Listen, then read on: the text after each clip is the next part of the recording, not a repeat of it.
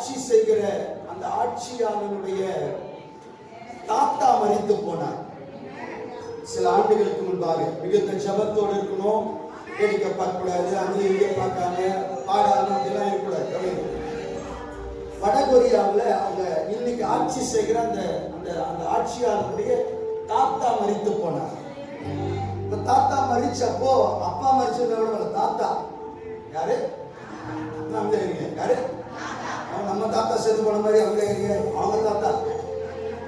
அப்போ வட தென் கொரியாவை விட வட கொரியா ரொம்ப ஒரு மாதிரி, அங்க உள்ள என்ன நடக்குதுன்னு வெளியே இருக்கிற யாருக்குமே தெரியாது. அந்த ஆட்சியாளர் சொன்னாங்க, எங்க தாத்தா மரிச்சுட்டார், ஒருத்தர் கூட சிரிக்க கூடாது. ஒருத்தர் கூட, நான் மறுபடியும் சொல்றேன், அவங்க தாத்தா தான் செத்தார், நம்ம தாத்தா இல்லை. ஆனா நம்ம சிரிக்கலாம்.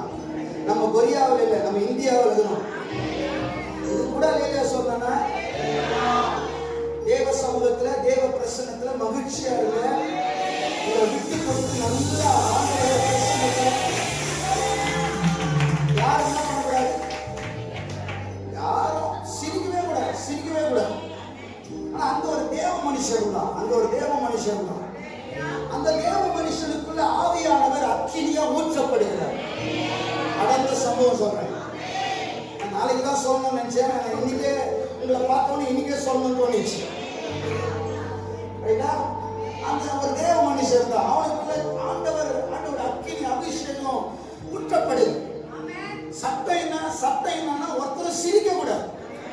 ஒருத்தரும் நீங்க சிரிங்க, ஒருத்தரும் ஆமா சிரிக்கவே கூடாது. ஆனா ஆவியானவர் ஊற்றப்பட்ட உடனே அவனால கண்ட்ரோலே பண்ண முடியல. அவன் கை தட்டி பாட ஆரம்பிச்சுட்டான்.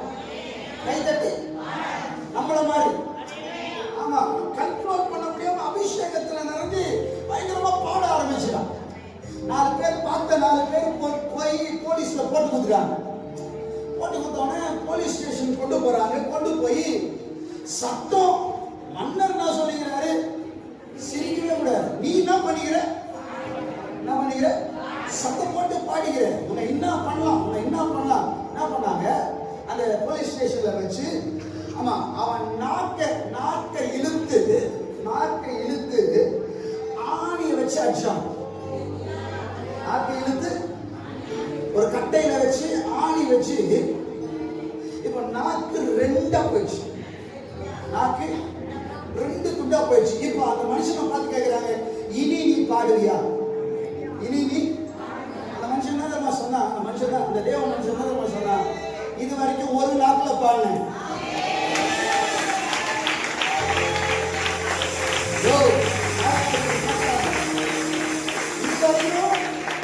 நல்லா இருக்கு, ஒரு நாக்குல பாடினேன். இப்ப எனக்கு 2 நாக்கு, 2 நாக்குலயும் நம்ம கொரியாவே இல்லை. நம்ம நாக்கு யாரு ஆணிலையும் அடிக்கல, நமக்கு நல்லா இருக்கு நாக்கு. ஆமா கிருபையின் காலத்துல தேவ ஜனங்க கர்த்தரை விடுதலையோடு ஆராதிக்கணும். நல்லா கை தட்டி பாடலாமா? அக்கினி மூண்டது அனல் கொண்டது அக்கினி மூண்டது அனல் கொண்டது.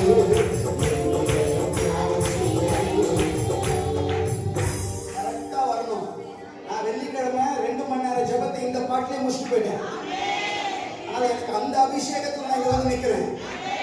அக்கினி மூண்டது அனல் கொண்டது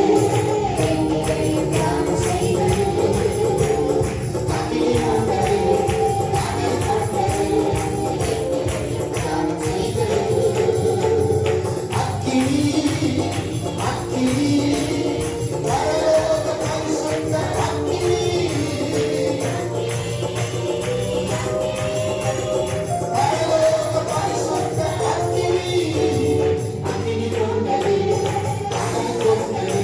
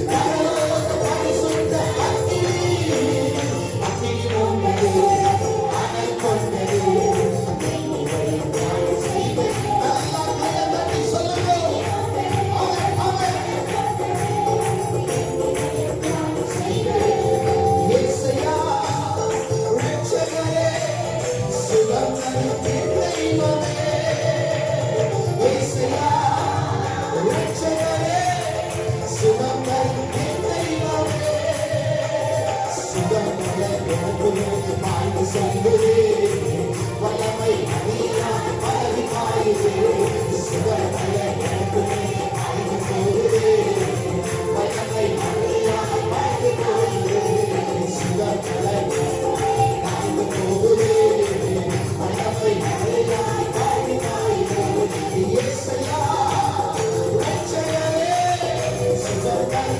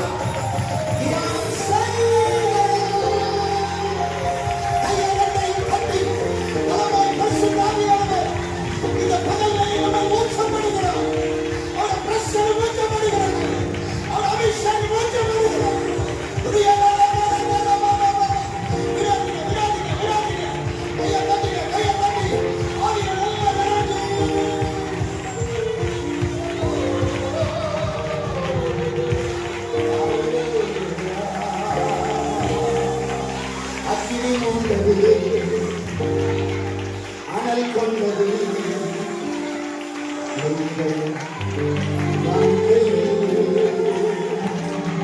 அக்கினி மூண்டது அனல் கொண்டது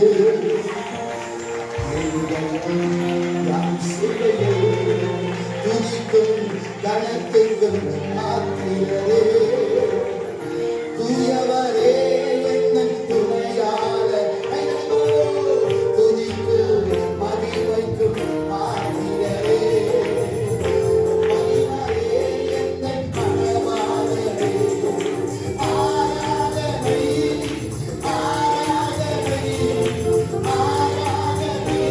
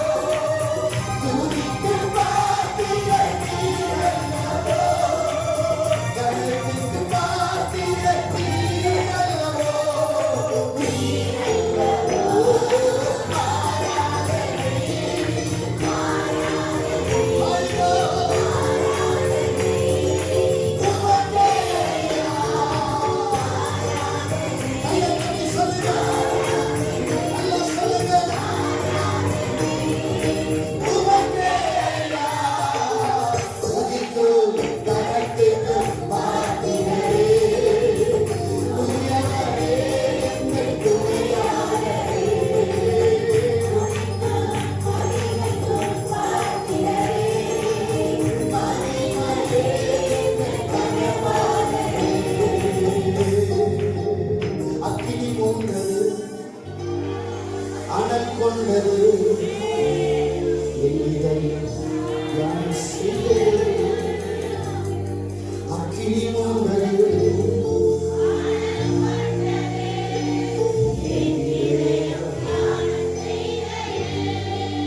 மத்தேயு சுவிசேஷம் 6ஆம் அதிகாரம் மத்தேயு சுவிசேஷம் 6ஆம் அதிகாரம் 4ஆம் 5ஆம் 6ஆம் வசனங்களை நாம் வாசிக்க கேட்போமாக. அப்பொழுது அந்த ரங்கத்தில் பார்க்கிற உன் பிதா தாமே உனக்கு வெளியரங்கமாய் பலனளிப்பார். அன்றியும் நீ ஜெபம் பண்ணும்போது மாயக்காரரை போல இருக்க வேண்டாம், மனுஷர் காணும்படியாக அவர்கள் ஜெப ஆலயங்களிலும் வீதிகளின் சந்திகளிலும் நின்று ஜெபம் பண்ண விரும்புகிறார்கள். அவர்கள் தங்கள் பலனை அடைந்து தீர்ந்ததென்று மெய்யாகவே உங்களுக்கு சொல்லுகிறேன். நீயோ ஜெபம் பண்ணும்போது உன் அறை வீட்டிற்குள் பிரவேசித்து உன் கதவை பூட்டி அந்த ரங்கத்தில் இருக்கிற உன் பிதாவை நோக்கி ஜெபம் பண்ணு. அப்பொழுது அந்த ரங்கத்தில் பார்க்கிற உன் பிதா வெளியரங்கமாய் உனக்கு பலனளிப்பார். 18வது வசனம். அப்பொழுது அந்த ரங்கத்தில் பார்க்கிற உன் பிதா உனக்கு வெளியரங்கமாய் பலனளிப்பார். எல்லாரும் இந்த வசனத்தை என்னோடு கூட சேர்ந்து சொல்லுங்க. அந்த ரங்கத்தில் பார்க்கிற உன் பிதா உனக்கு வெளியரங்கமாய் பலனளிப்பார். அல்லேலூயா. வெளியரங்கமாய் பலனளிப்பார். பக்கத்துல ஒருத்தருக்கு கையை கொடுத்து சொல்லுங்க, வெளியரங்கமாய் பலனளிப்பார். பக்கத்துல இன்னொரு முறை சொல்லுங்க, வெளியரங்கமாய் உனக்கு பலனளிப்பார். இந்த நாட்களில் கர்த்தர் தம்முடைய பலனை நமக்கு கொடுக்க அதை வெளியரங்கமாய் நமக்கு கொடுக்கிறது. கர்த்தருடைய பெரிதான கிருபையினால் ஒவ்வொரு மார்ச் ஏப்ரல் மாதங்கள் நமக்கு ஜெப மாதங்களாக இருக்கிறது. இது 10வது ஆண்டாக 9 ஆண்டுகளுக்கு உபவாச ஜெபங்களை முடித்து 10வது ஆண்டுக்குள் பிரவேசிக்க கர்த்தர் நமக்கு கிருபை பாராட்டியிருக்கிறார். ஒரு ஜெப ஆண்டு, ஒரு ஜெப மாதத்திலே, ஒரு ஜெப நாட்களுக்குள் பிரவேசிக்க போகிற நமக்கு கர்த்தர் திறவுகோலாய் கொடுக்கிற ஒரு வார்த்தை என்னன்னா, அந்த ரங்கத்தில் பார்க்கிற உன் பிதா உனக்கு வெளியரங்கமாய் பலனளிப்பார். வெளியரங்கமாய் பலனளிப்பார். வெளியரங்கமாய் பலனளிப்பார். எப்படிப்பட்ட பலன் என்றால் வெளியரங்கமான பலன். தேவ ரகசியம் யாருக்கு வெளிப்படுத்தப்படும் என்றால், யார் அவரோடு கூட அந்த ரங்கத்தில் உறவாடுகிறார்களோ அவர்களுக்கு தான் தேவன் தன்னுடைய ரகசியங்களை வெளிப்படுத்துகிறார். நான் நீண்ட நேரம் எடுக்க போறதில்லை, சுருக்கமாக பேசி முடிக்கிறேன். இந்த ஆராதனை முடிந்த பிறகு வாலிபர்கள் கூட்டம் இருக்கும் என்பதையும் அறிவித்துக் கொள்கிறேன். நான் ரொம்ப நேரம் அதையும் எடுத்துக்க மாட்டேன். சின்ன ஒரு ஆராதனை நடத்தி சத்தியத்தில் ஒரு 10 நிமிடத்தை வசனத்தை சொல்லி அதையும் மிக சுருக்கமாய் முடித்து விடுவேன். ஆகவே அதிலும் வாலிபர்கள் கலந்து கொள்ளும்படியாய் மிகுந்த அன்பாய் கேட்டுக் கொள்கிறேன். அந்த ரங்கத்தில் பார்க்கிற பிதா வெளியரங்கமான ஒரு பலனை நமக்கு வைத்திருக்கிறார். வெளியரங்கமான ஒரு பலனை, ஜாதி ஜனங்கள் பார்க்கிற ஒரு பலனை, தேசம் பார்க்கிற ஒரு பலனை, சமுதாயம் பார்க்கிற ஒரு பலனை, ஊரே பார்க்கிற ஒரு பலனை இந்த ஜெப நாட்கள் நமக்கு சுதந்திரமாய் கொடுக்க.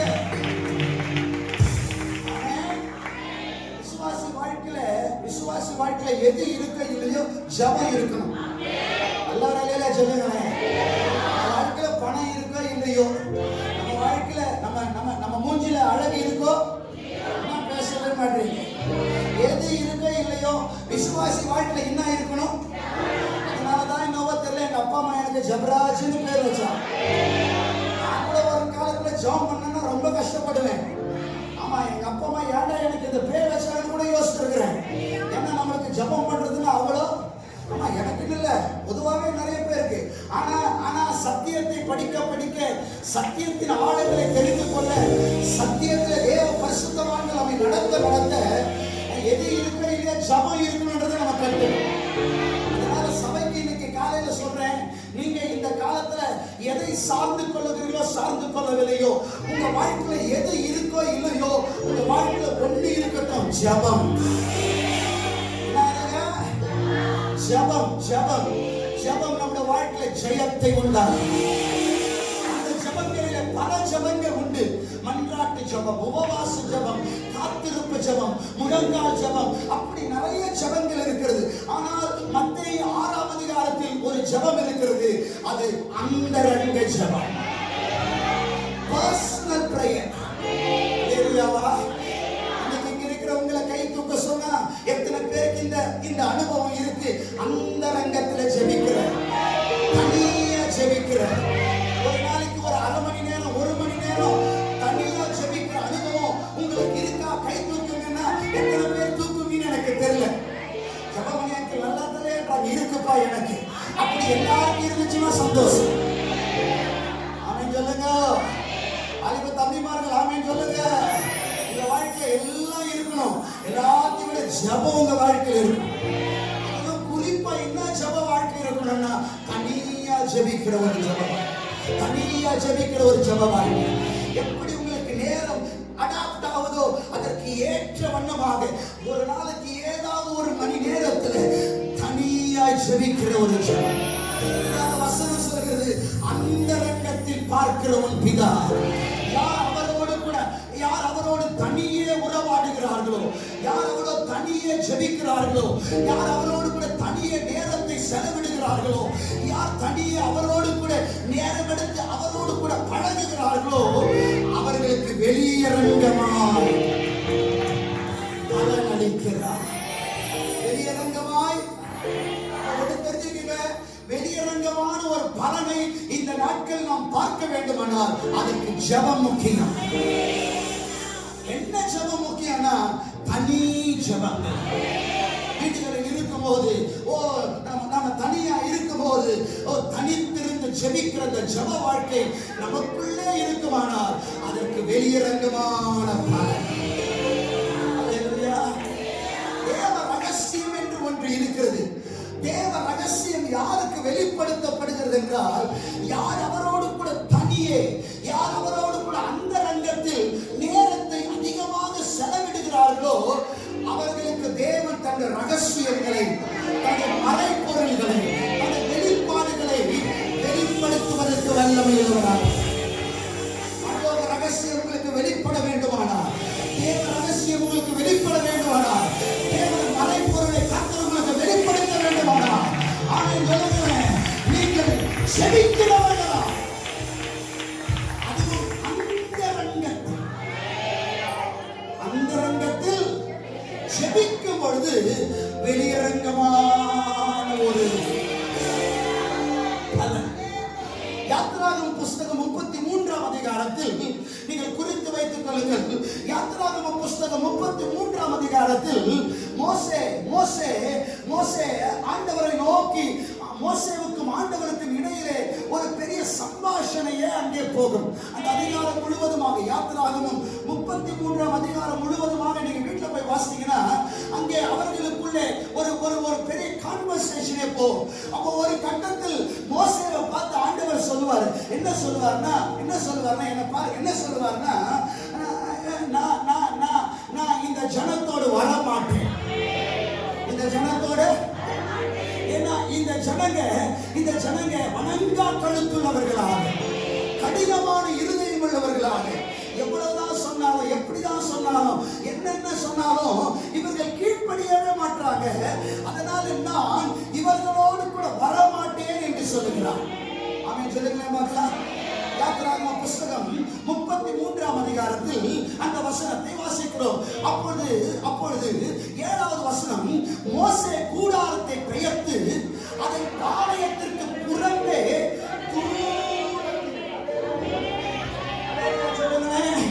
மோசே கூடாரத்தை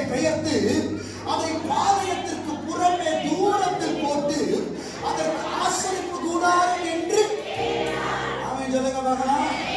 ஆண்டவர் என்ன சொல்றாரு? நான் இந்த ஜனத்தோடு வர மாட்டேன், இந்த ஜனத்துக்கு முன்னால போக மாட்டேன்.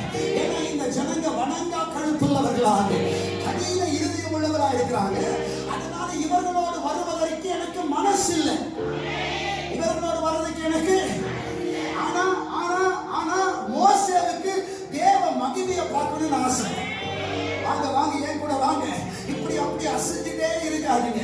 ஆண்டவர் சொல்றாரு, நான் இவர்களோடு வரப்போகிறது இல்லை. ஏன்னா இவர்கள் கடினமா இருக்கிறாங்க, கீழ்ப்படியவே மாட்டாங்க, நிமிஷத்துக்கு நிமிஷம் மாறி மாறி போயிடுறாங்க. அதனால நான் வரமாட்டேன்.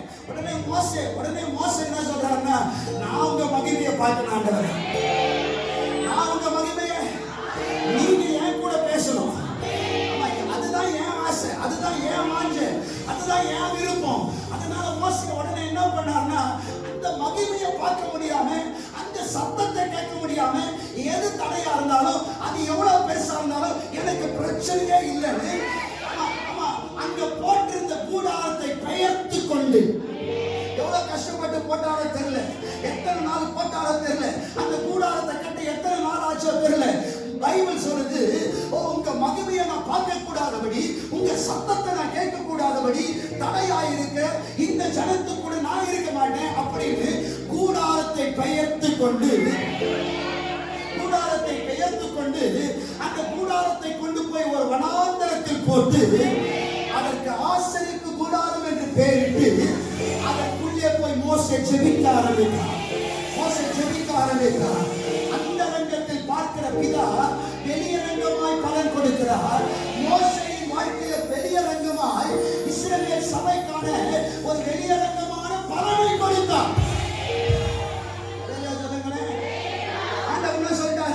இந்த ஜனம் கீழ்ப்படிய மாட்டேங்குது, இந்த ஜனம் என் சத்தத்துக்கு செவி சாய்க்க மாட்டேங்குது, இந்த ஜனம் நான் சொல்ற மாதிரி நடக்க மாட்டேங்குது, இந்த ஜனம் நான் சொல்றத கொஞ்சம் கூட கேட்க மாட்டேங்குது.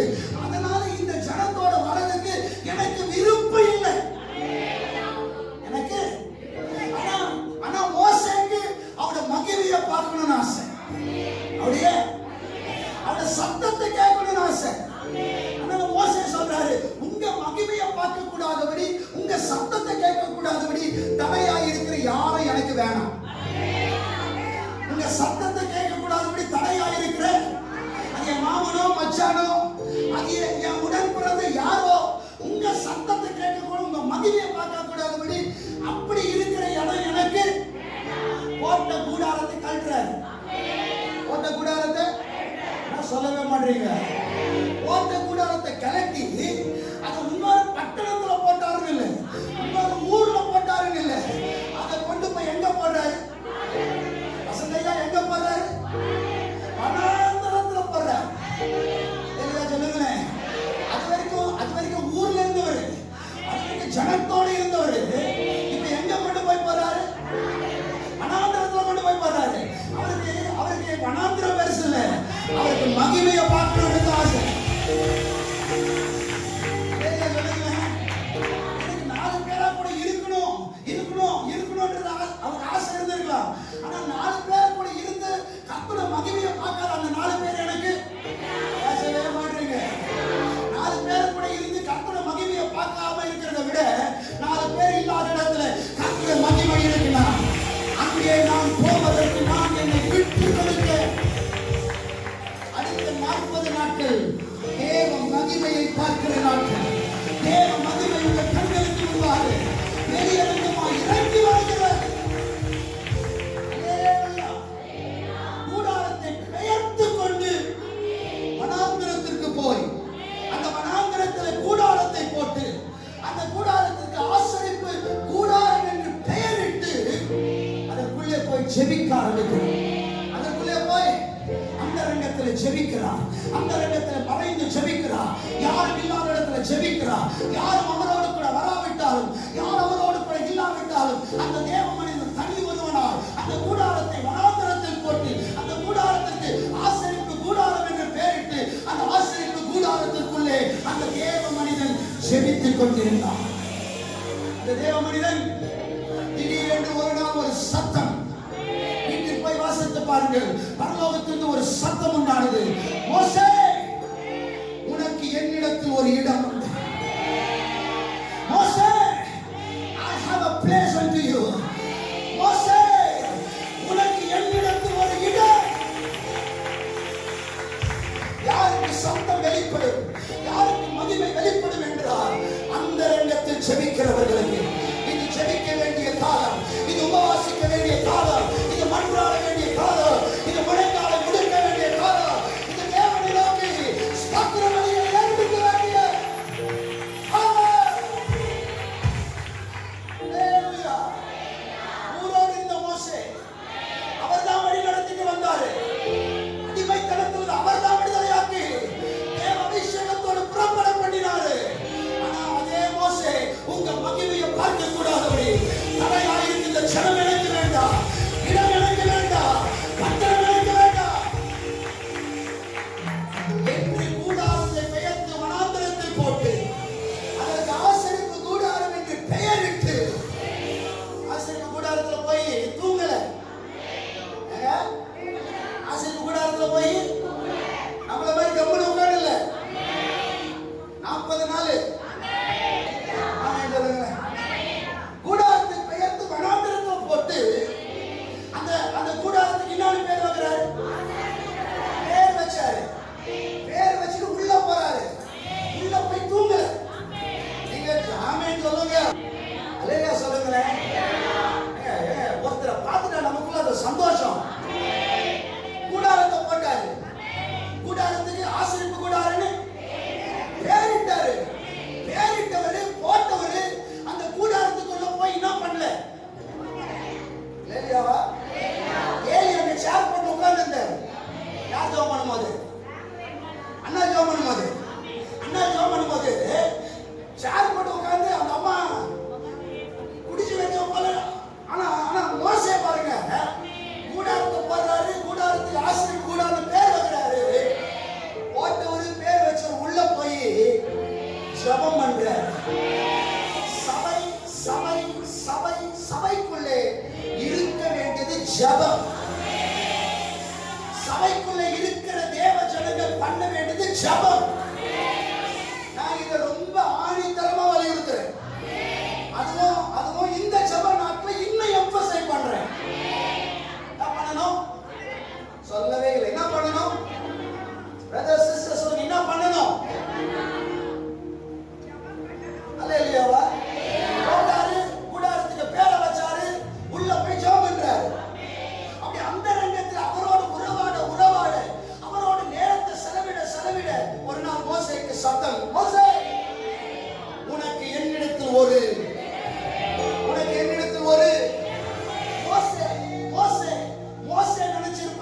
மோசே நினைச்சிருப்பாரு ஆண்டவர் ஒரு ரெண்டு கிரவுண்ட் ஆயத்தம் பண்ணி வச்சிருப்பாரு. ஒரு ரெண்டு ஏக்கர் இடம் ஆயத்தம் பண்ணி வச்சிருப்பார் போது அப்படின்னு நினைச்சிருப்பாரு. ஆனா மோசே கிட்ட ஆண்டவர் சொல்றாரு, உனக்கு என்னிடத்தில் ஒரு அந்த இடம் என்னன்னா ஒரு கண்மலை வெடிப்பு. ஒரு கண்மலை, வசனத்தை நல்ல கவி, ஒரு கண்மலை. நான் உனக்காக ஒரு இடத்தை ஆயத்தம் பண்ணியிருக்கிறேன். உனக்காக என்னிடத்தில் ஒரு இடம் உண்டு. ஆனா அந்த இடம் ஒரு கண்மலை பிளவு, ஒரு கண்மலை வெடிப்பு. It is a small ஒரு சின்ன பிளவு, ஒரு சின்ன கேப். நீ அந்த பிளவுல அந்த கண்மலையின் வெடிப்புல நீ நிப்பையனா, என் மகிமையை நான் உனக்கு காட்டுறேன். அந்த ரங்கத்தில் பார்க்கிற பிதா இஸ்ரவேல் சபையே பார்க்கும்படியாக மோசேவை ஒரு மகிமை மூடினதை, அந்த கண்மலையை ஒரு மகிமை மூடினதை, ஆசரிப்பு கூடாரத்தை ஒரு மகிமை மூடினதை முழு இஸ்ரவேல் சபையே பார்த்தது. அதை பார்க்குவதற்கு மோசே அந்த ரங்கத்தில்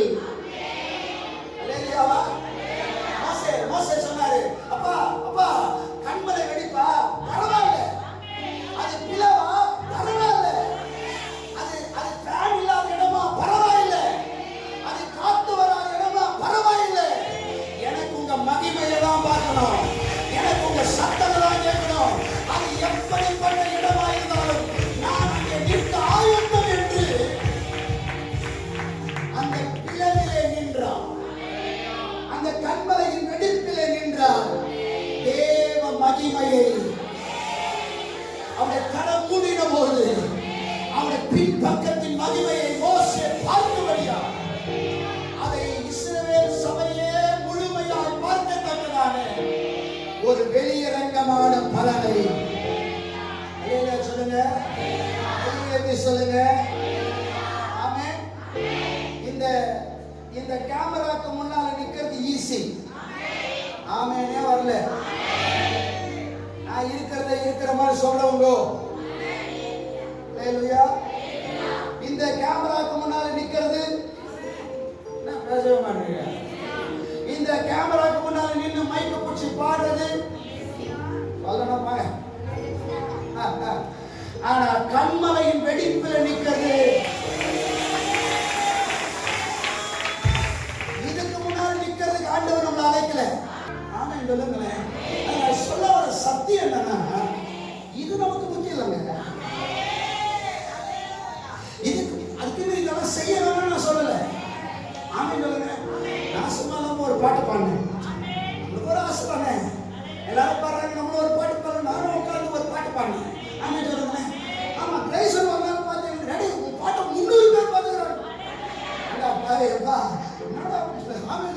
அவன் சொல்ற ரெடி நம்ம பாட்டை 300 பேர் பார்த்துக்கிறாங்க. இதெல்லாம் பண்ணலாம், இதனால பிள்ளைங்க ஆசீர்வதிக்கப்படுறாங்க, இது நல்லா சொல்றாங்க. அந்த பாட்டுடைய இனிமே பிடிக்குதுன்னு சொல்றாங்க.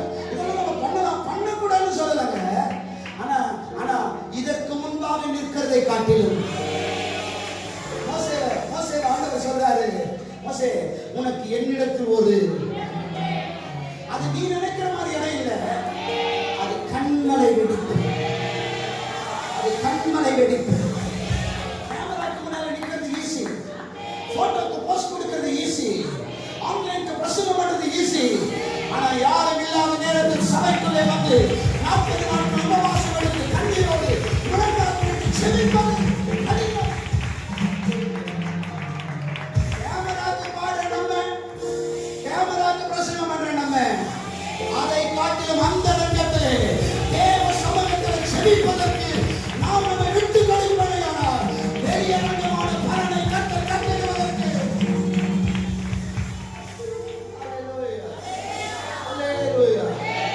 அந்த ரங்கத்தில் பார்க்கிற வெளியரங்கமாய் பலனளிப்பார். எப்ப தெரியுமா? அவர் எங்க நிக்க சொல்றாங்க நிக்கணும். ஆமென், ஆமென். அது பிளவா இருக்கலாம், அது கண்மலையா இருக்கலாம், அது 40 நாள் ஜபமா இருக்கலாம், அது அது அது எத்தனை கடினமான நேரமா இருக்கலாம். அவர் நிக்க சொல்ற இடத்துல அவரோடு உறவாடுவதற்கு, அவரோடு நேரத்தை செலவிடுவதற்கு, அவரோடு அந்த ரங்கத்தில் நேரத்தை செலவழிப்பதற்கு. நீங்க ஜெபிக்கிறவங்களா, அவரோட உறவாடுகிறவர்களா, அப்படி அவர் வைத்த அவர் நிறுத்தின ஸ்தானத்துல நீங்க நிற்பீங்கன்னா வெளியரங்கமான பலனை, இஸ்ரவேல் சபையை பார்த்த ஒரு மகிமையான வெளியரங்கமான பலனை கர்த்தர் நம்மை பார்க்க பண்ணுவார். கையை உயர்த்தி சொல்லுங்க, நான் அவர் என்ன நிற்க வைக்கிற இடத்துல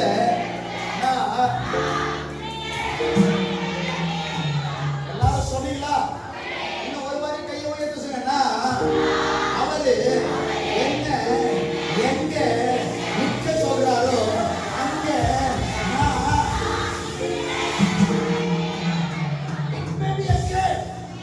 அது கண்மலையா இருக்கலாம், கண்மலை வெடிப்பா இருக்கலாம்,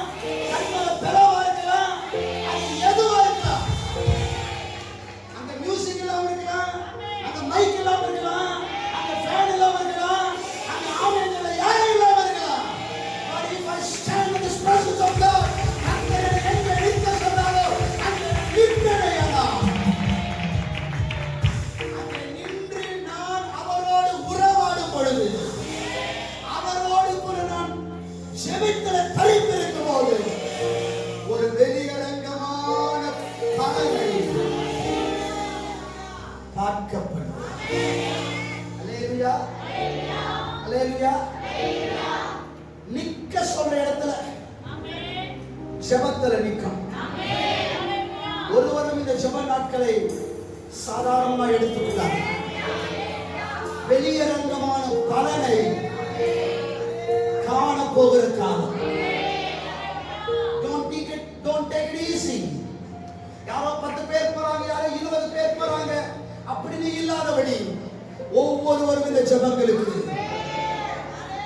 இந்த ஜெபம் மட்டும் சொல்ல, நம்ம வாழ்க்கை முழுக்க ஜெபத்துக்கு முக்கியத்துவம் கொடுக்கணும். கர்த்தருடைய சமூகத்துல வந்து நிப்பீங்கன்னா நான் சொல்லி முடிச்சிடுறேன். கர்மேல் பர்வதத்துல எலியா இருக்கிறாரு. ஆனால் தீர்க்கதரிசிகள் நாள் முழுக்க நினைவா பண்றாங்க, அக்கினி இறங்கல. ஓ, எலியாவின் டைம் வந்தபோது அவர் பலிபீடத்தை செப்பனிட்டு பலிபீடத்தின் மேல் விறகுகளை அடுக்கி அதனை துண்டு துண்டாக சந்தாக அடிக்கப்பட்ட அந்த பலி மிருகத்தை வைத்து அந்த பலிபீடத்தை சுற்றிலும் வாய்க்கால்களை உண்டாக்கி அந்த வாய்க்கால்களுக்குள்ளே தண்ணீரை ஊற்றி, ஏன் நானோ புதுசா சொல்றேன், கர்த்தரை நோக்கி ஜெபித்தார். பைபிள் சொல்றது பரலோகத்திலிருந்து அக்கினி பலிபீடத்தை பட்சித்தது, பலியை பட்சித்தது, பலி மிருகத்தை பட்சித்தது, விறகுகளை பட்சித்தது, வாய்க்காலில் தண்ணீரை நக்கி போட்டது. அப்படின்னா இருந்துச்சு.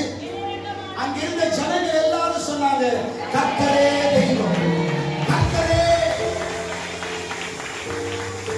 ஒரு பெரிய அறுவடை, ஒரு பெரிய ஆர்ப்பரிப்பு. இது ஒரு பக்கம்.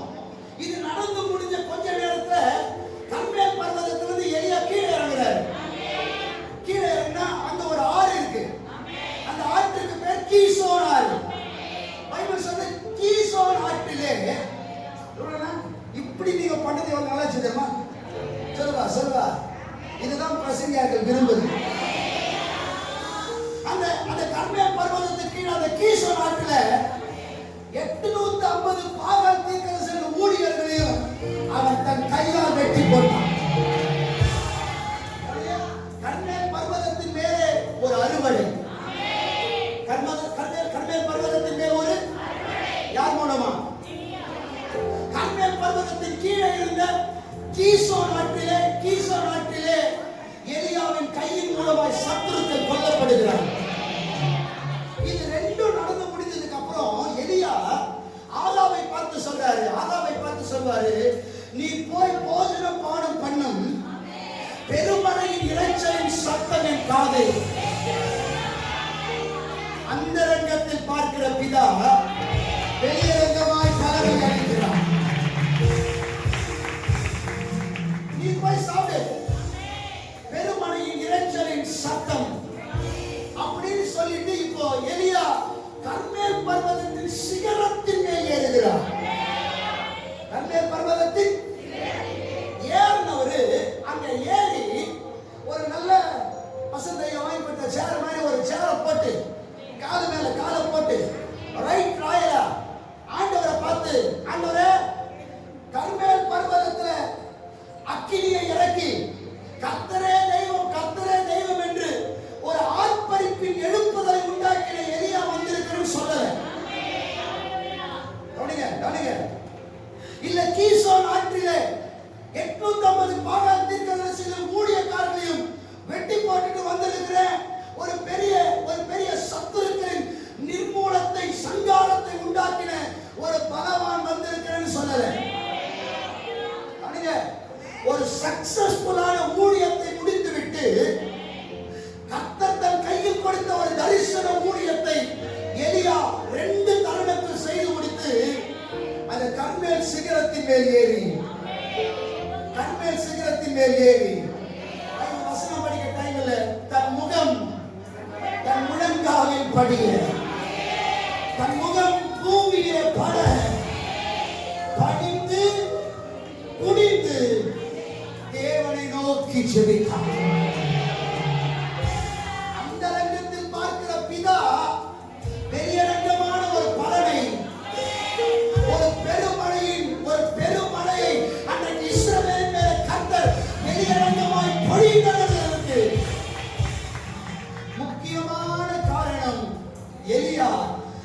கர்மேல் பர்வதத்தின் சிகரத்தின் மேல் ஏறி, நான் யார் தெரியுமா? ஆண்டவரே, இந்த கையால 850 சத்துருக்களை சங்காரம் பண்ணிட்டு வந்திருக்கிறேன். அவன் பேரையோ அவன் புகழையோ பேசல. கர்மேல் பர்வதத்துல கர்த்தரே தெய்வம் என்று இஸ்ரவேல் ஜனத்தை எழுப்புறதுக்கு நான் நடத்தின எலியா வந்திருக்கிறேன் சொல்லல.